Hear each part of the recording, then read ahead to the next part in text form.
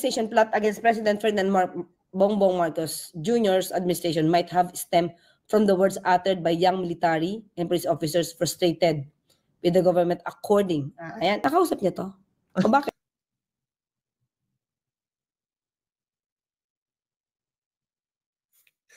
Ang sinabi from words uttered by young military and police officers frustrated with the government. Inutter. Words na inutter ng young military and police officers. Tapos ang konklusyon ng sinungaling na melay na ito, melayap na ito, ibig sabihin nakausap niya.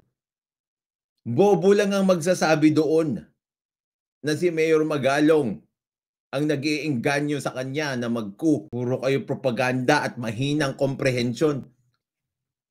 Mga sinungaling talaga kayo. Sinabi niya ba doon na sila yung nagbubuo ng coup o si Mayor Magalong ang nagpatawag sa kanya para buuin yung coup? Hindi.